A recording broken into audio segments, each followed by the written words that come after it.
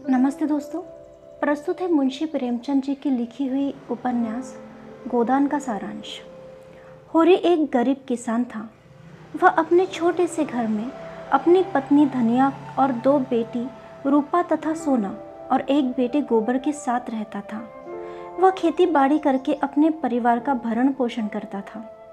हालांकि होरी का जीवन अनेक संघर्षों से भरा था, लेकिन फिर भी वह एक आदर्शों पर चलने वाला इंसान था तथा ऐसा कोई भी काम नहीं करना चाहता था जो कि समाज के खिलाफ हो। इसके साथ ही उसके 2 छोटे भाई भी थे। उसके मंझले भाई का नाम हीरा था और वह अपनी पत्नी पुनिया के साथ रहता था। वह एक झगड़ालू औरत थी और अक्सर हीरा को होरी के खिलाफ भड़काती रहती थी। वह अक्सर धनिया से भी लड़ती रहती थी। सबसे छोटे भाई का नाम शोभा था। वह अपने दोनों भाइयों का सम्मान करता था।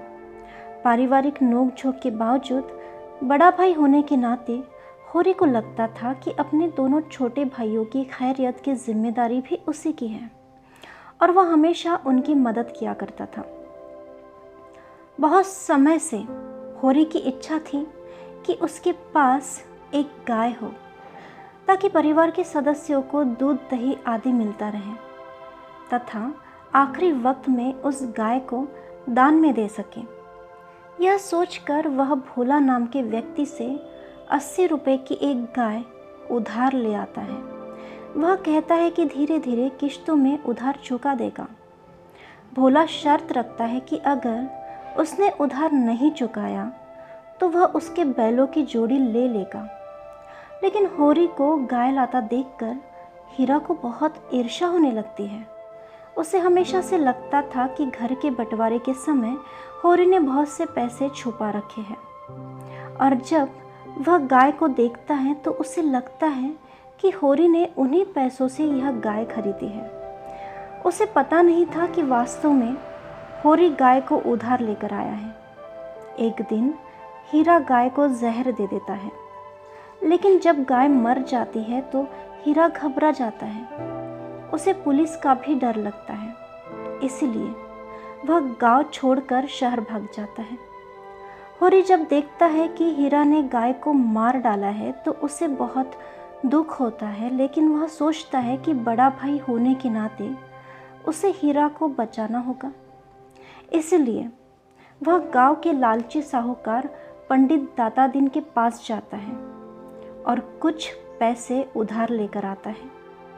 जब पुलिस गाय की मृत्यु की पूछताछ करने घर आती है तो होरी उन्हें वह पैसे रिश्वत के तौर पर देता है और हीरा के खिलाफ जांच बंद करवा देता है। उधर गोबर का प्रेम प्रसंग भोला की विधवा बेटी जुनिया के साथ चल रहा था। इसी दौरान वह गर्भवती हो जाती है। वह यह बात बताने गोबर के घर जाती है, लेकिन जब गोबर को पता चलता है कि वह गर्भवती हो गई है तो वह समाज के डर से गांव छोड़कर लखनऊ भाग जाता है और वह चीनी की फैक्ट्री में काम करने लगता है। लेकिन होरी और धनिया को जुनिया पर दया आ जाती है। वे उसे अपनी बहू के रूप में स्वीकार कर लेते हैं और अपने घर में शरण देते हैं। कुछ समय के पश्चात जुनिया एक बेटे को जन्म देती है। जब भोला को पता चलता है कि होरी ने उसकी विधवा बेटी जुनिया को अपने घर पर रख लिया है तो वह उसके घर पर आता है और उसे काफ़ी बुरा भला भी कहता है। वह कहता है कि गाय का मूल्य 80 रुपये अभी उसे दे दो, लेकिन होरी के पास पैसे नहीं थे। यह सुनकर भोला कहता है कि अगर पैसे नहीं दे सकता तो जुनिया को उसे घर से निकाल देना होगा।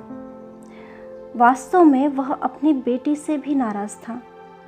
उसके मुताबिक उसने उसकी इज्जत मिट्टी में मिला दी थी और वह अपनी बेटी को सज़ा देना चाहता था, परंतु होरी इसके लिए तैयार नहीं होता और जुनिया का पक्ष लेता है।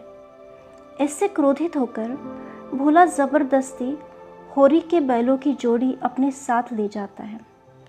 इसके बाद होरी को खुद ही खेतों में हल खींचना पड़ता था, जिससे उसकी सेहत पर बुरा असर पड़ रहा था। एक दिन दाता दीन को पता चलता है कि होरी ने जुनिया को अपने घर में रख लिया।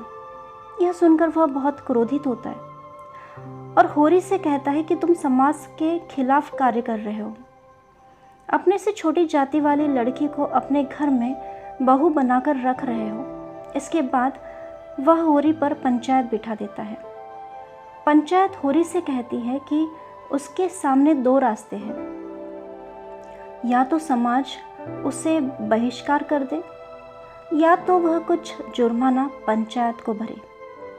लेकिन होरी समाज से बेदखल नहीं होना चाहता था, इसलिए वह फिर से दाता दीन के पास जाकर पैसा उधार लेता है और पंचायत द्वारा लगाया गया जुर्माना भरता है।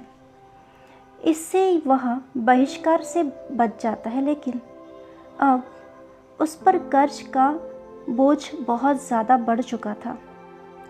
उधर दाता दीन का बेटा माता दीन एक सड़क मजदूर की बेटी सलिया से प्यार करता था, लेकिन वह भी निम्न जाति की थी तथा माता दीन के घर में नहीं जा सकती थी।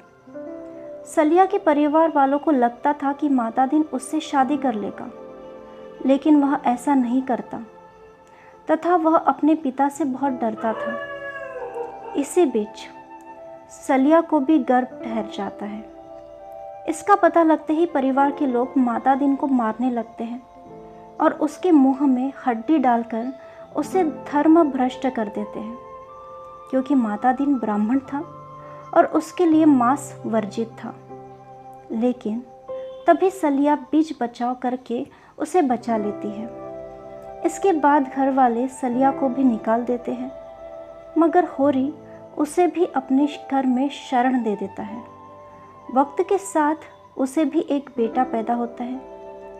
उधर जब दाता दीन को सारी घटना की जानकारी मिलती है तो अपने बेटे को बहुत डांटता है।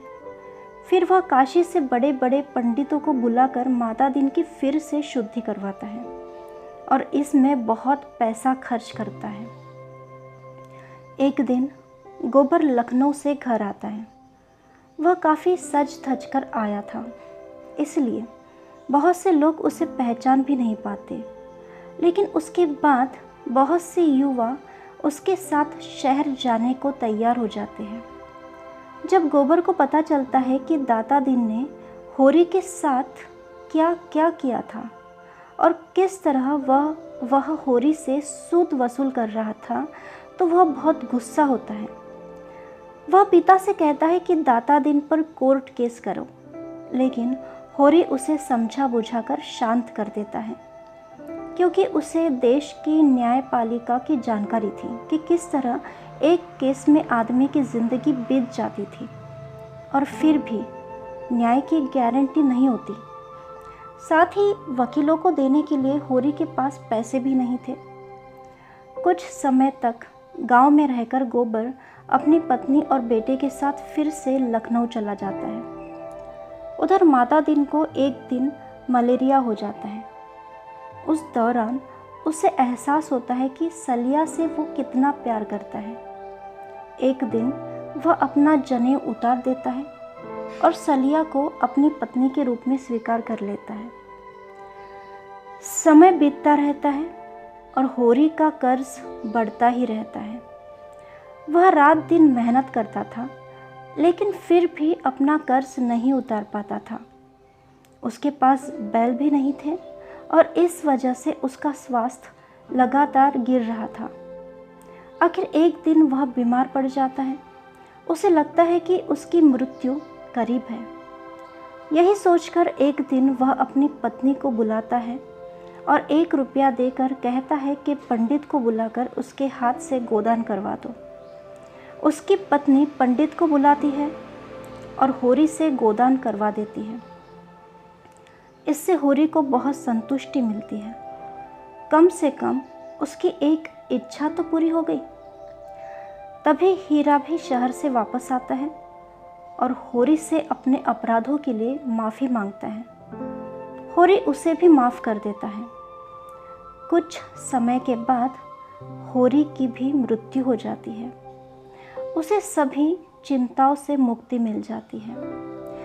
कहानी यही ख़त्म होती है दोस्तों। फिर मिलते हैं एक और नई कहानी के साथ।